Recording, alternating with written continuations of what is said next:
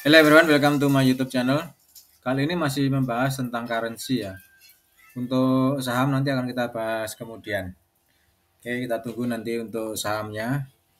Sementara masih hampir pukul 1 sehingga eh, lagi jam istirahat. So kita bahas nanti sekaligus apabila teman-teman ada pertanyaan tentang saham yang ingin kita bahas di kemudian waktu, silakan sampaikan lewat kolom komentar atau lewat WhatsApp number ya. Jadi nanti bisa disampaikan di WhatsApp number WhatsAppnya ini WA-nya.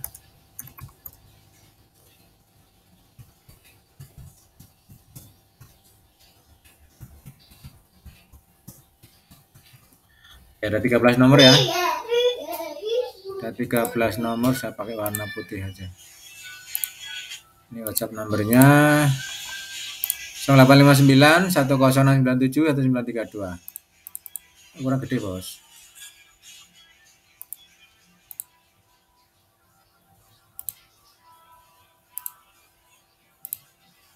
Nah ya. Nah, ini WhatsApp nomornya. Nanti bisa tanya lewat WhatsApp ini atau lewat kolom komentar, dipersilahkan. Oke, kali ini kita bahas tentang yen. Yen ono duite. Ya yen ono gambare. Oke, di yen pair ini overall untuk all yen ini saya masih expected bahwa terutama di dolar yen ya. Dolar yen saya masih expected bahwa dia akan continue nadelo ya. Tambah naik, Bos. Tambah naik DMA, tambah naik. Coba dia satunya. Nah, satunya aku sih minus ya. DBB ya terserah guys. Oke, terserah mau naik atau tidak. Oke, kita bahas tentang yen ya. Terutama di EUR/JPY. Euro yen, kemudian apa lagi? Aussie yen.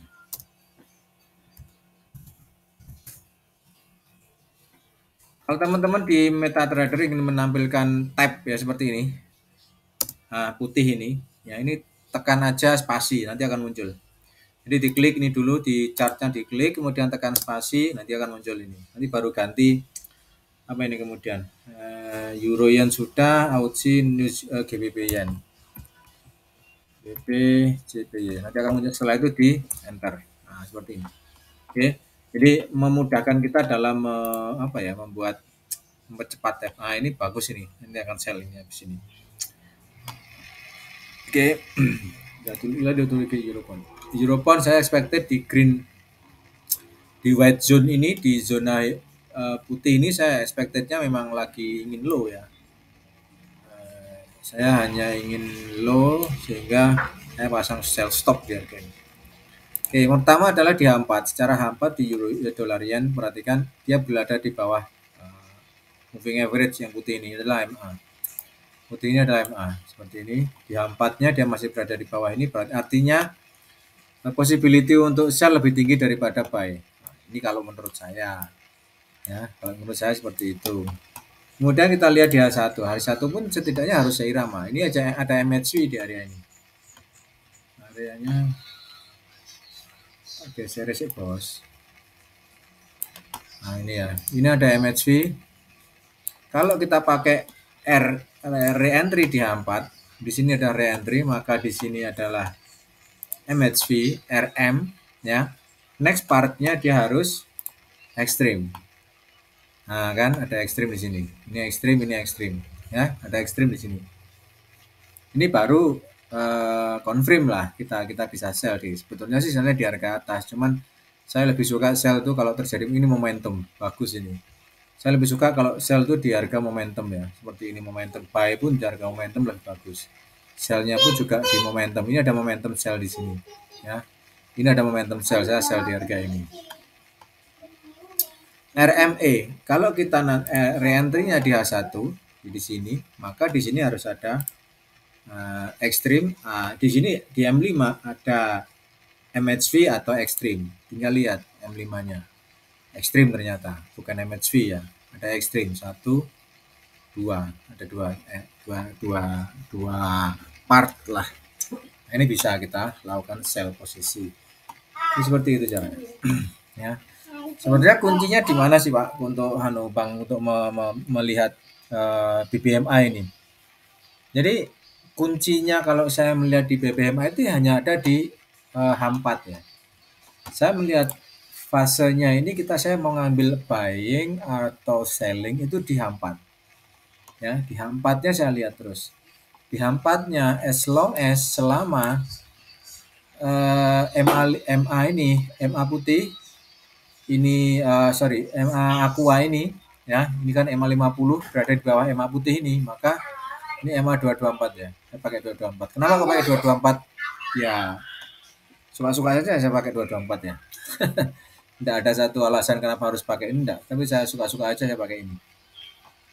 Selama MA 50 ini berada di bawah MA moving average 224, maka saya hanya akan opsinya cari sell, dan sell. Saya coba ini saya matikan dulu chart shift-nya juga saya matikan. Ini ya. Jadi ketika cross seperti ini, maka saya akan mencari opsi sell, dan sell.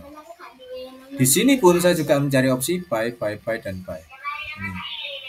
Ya, buy, dan buy.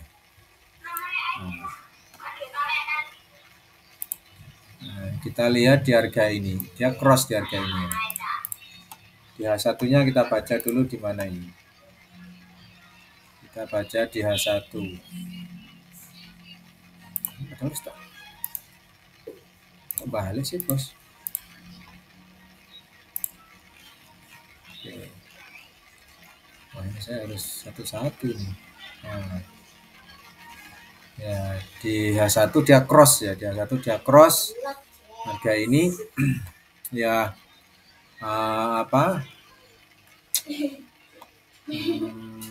kita harus melihat kecenderungannya lah ya. Kecenderungannya kita harus selalu lihat.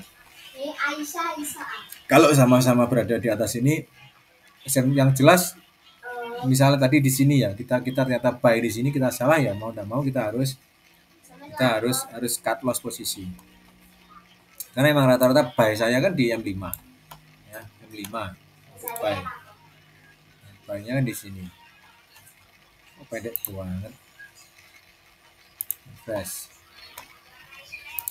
Buy 15. Nah, kan buy saya kan di harga M5. Atau katakanlah M15, oke lah kita pakai untuk buy. M15 untuk buy. Kita lihat di M15-nya partnya seperti apa dia punya.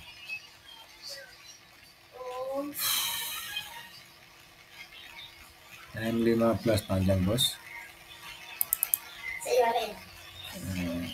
Nah, ini. Jadi saya buy-nya kan di M15. Artinya mana? Artinya gimana? Saya buy-nya kan di momentum. Saya tidak buy di harga bawah ya. Saya buy-nya kan di momentum. Buy sell-nya kan di momentum.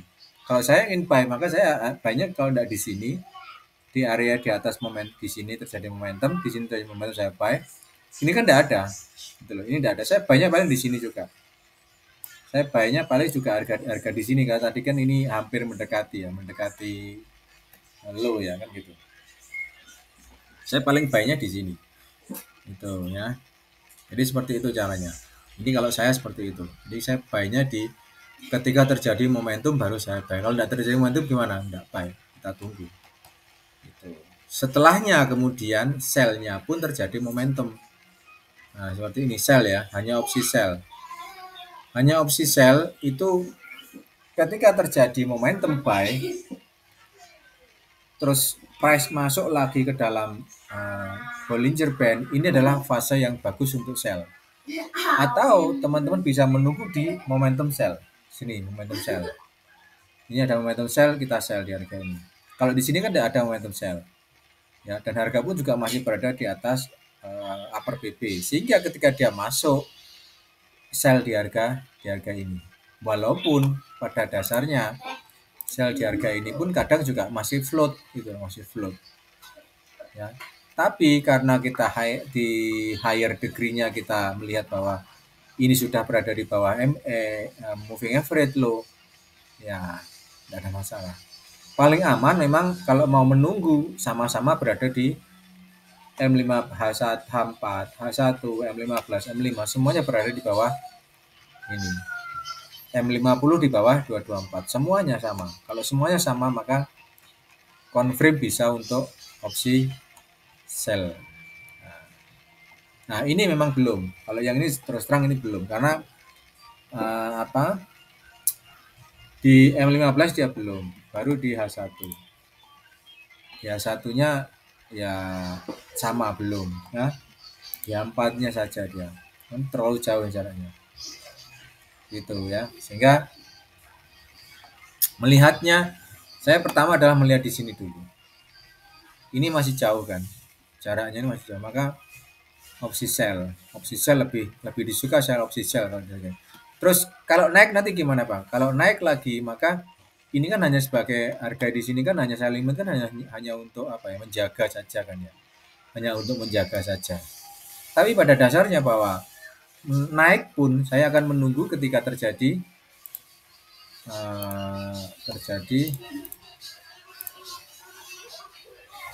naik pun saya akan menunggu terjadi seperti ini. Nah, naik pun saya akan menunggu terjadi seperti ini. Ketika price dia naik, maka saya akan menunggu di sini, di momentum sell.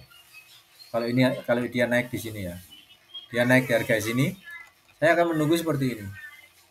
Saya akan menunggu di momentum sell saja, tidak ada yang lain. Momentum sell saya tunggu, momentum sell. Sehingga siapa tahu ada satu swing cukup dalam seperti ini, kan 151 sampai berapa ini, berapa ratus. Kita menunggu di bawahnya aja, bawahnya bisa di harga lower BB bisa, di bawahnya juga bisa, atau menunggu di MA pun juga bisa. Di MA 50 juga bisa, karena kita pada dasarnya ingin short posisi saja. Itu ya. Jadi menunggu di H4 tapi ini. Tapi kan ingin di H4. Di H4 ini kan. Nah, ini bisa di H1. H1 pun juga bisa. Ketika nanti dia naik ya. Masih contoh ini contoh ini kalau dia naik. Nah, contoh naik. Nah, seperti inilah, anggap aja seperti ini. Ketika rata price naik kayak seperti ini, maka kita tunggu di lower BB atau di bawah lower BB. Kita menunggu di situ. Kita menunggu apa sih? Menunggu momentum aja. Momentum sell lagi. Kalau tidak ada momentum ya enggak usah. Momentum terjadi kan di sini. Ini kan baru terjadi momentum kan. Contoh ini ya. Nah, seperti ini. Sell, maka sellnya pun di sini. Kalau dia naik lagi ya sudah, kita tunggu aja. Kita tunggu sampai nanti terjadi momentum lagi di atas. Jadi misalnya seperti ini. Sayangnya tidak ada contoh ya. Nah, ini dia. Contoh ya. Nah, ini kita terjadi momentum sell ya. Ternyata naik harga. Ya kita tidak usah sell dulu. Tunggu saja terjadi momentum lagi. Gimana terjadi di sini lagi kan momentum. Lama memang waktunya karena ini H1 bisa berhari-hari, tidak ada masalah. Kita float tidak ada masalah. Karena selama price masih berada di bawah MA atau 50 masih di bawah 224, maka masih secara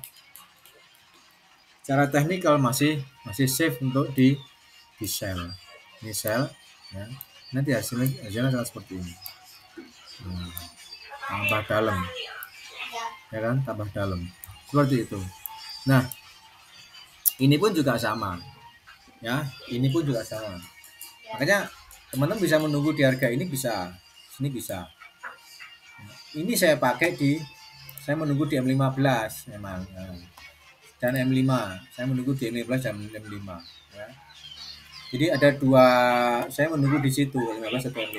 Teman-teman bisa silakan mau pilih time frame berapa silakan. Mau menunggu di H1 boleh, menunggu di M15 juga boleh, tidak ada masalah. Semua bebas ya. Ini kalau ini saya menunggu di M15. Oke. Hopefully understand teman-teman, karena pada dasarnya itu yang saya lakukan. Kuncinya cuma di kuncinya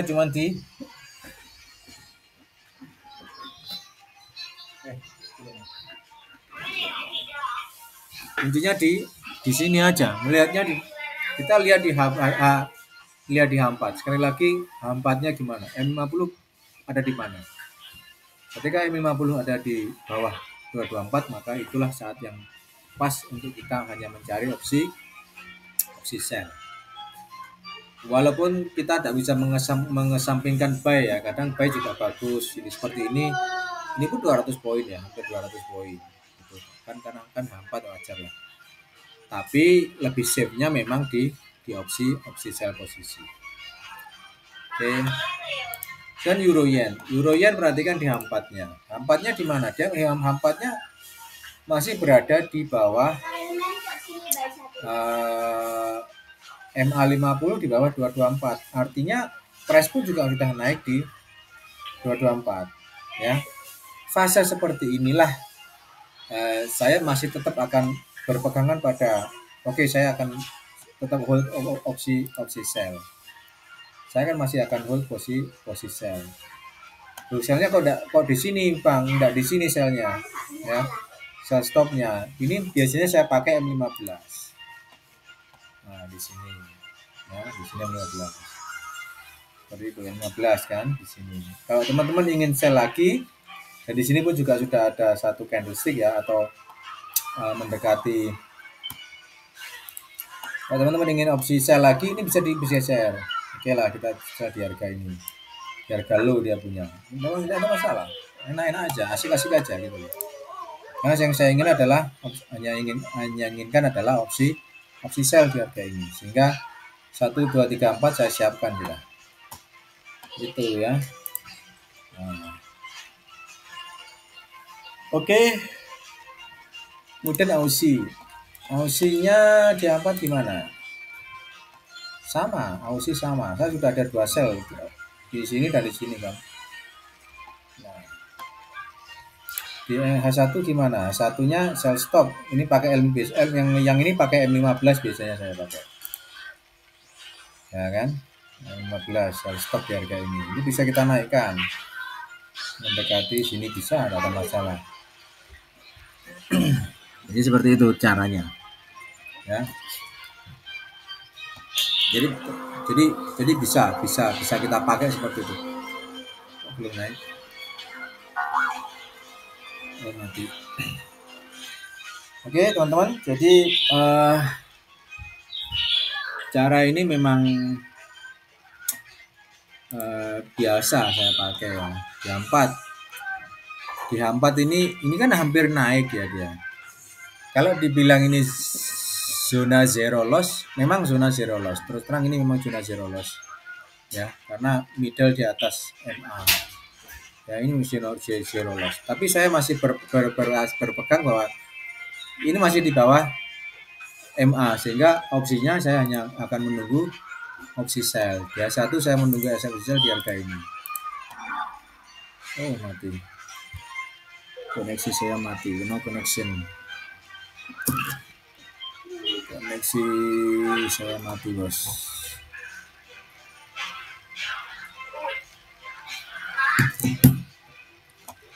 Bentar.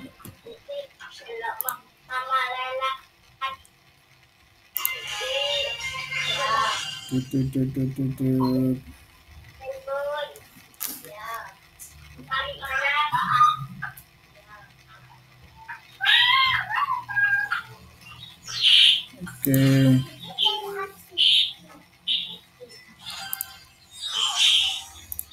Jadi saya akan menunggu ketika price benar-benar harusnya memang terjadi momentum di harga ini ya. Kalau kita menunggu di sini kan tidak ada momentum ini.